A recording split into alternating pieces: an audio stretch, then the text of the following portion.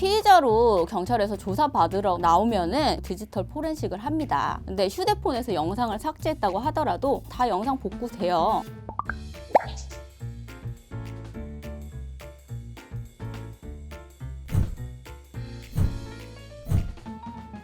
애들이 이렇게 도찰 범죄가 계속 늘어난다고 하던데 왜 늘어나는 거예요?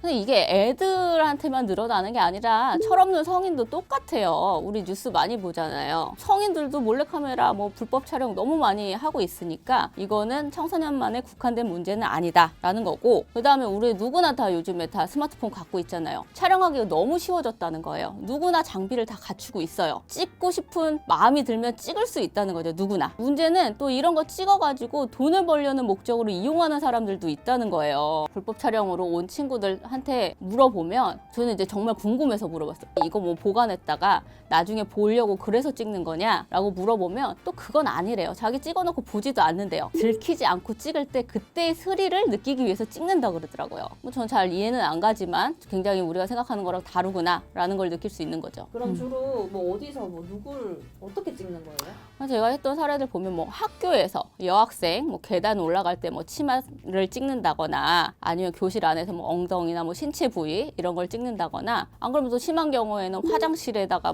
설치를 해서 찍는 경우도 있고, 아니면 성관계 영상 같은 거를 찍는 경우도 있고, 다른 사례에서는 남학생들 간에서 기숙사에서 또 서로 장난처럼 알몸 촬영을 몰래 했다가 그거를 또 유포를 시키고 이러는 경우도 있고, 이게 범죄라고 생각을 못하고 하는 경우들도 있어요. 또 한 친구 같은 경우에는 가족들끼리 이제 해외여행을 갔는데, 해외여행을 가서 거기서도 불법 촬영을 해가지고 나중에 이제 들킨 경우도 있는 거죠. 이 사진 다 무조건 몰래 찍으면 죄인가요? 처벌의 대상이 되는 불법 촬영 같은 경우에는 성적 수치심을 유발할 수 있는 촬영만 처벌 대상이 되는 거예요. 짝사랑하는 남학생의 얼굴을 몰래 찍었다. 이거는 민사상 손해배상의 그런 대상이 될지언정 형사처벌의 대상이 되는 건 아닌 거죠. 얼굴이 어떤 성적 수치심을 유발하지 않았다 하면은 그건 죄가 아니거든요. 그러니까 얼굴은 성적 수치심을 유발하는 그런 부위라고 보기는 어렵고, 가슴, 엉덩이, 허벅지 이런 일반적으로 제3자가 생각할 때 성적 수치심을 유발할 수 있는 신체 부위를 촬영했을 때 불법 촬영으로 문제가 될 수 있는 거죠. 만약에 이제 성적 수치심을 주는 성립이 됐다, 그래서 범죄가 됐다 하면은 청소년이랑 성인의 처벌이 다른가요?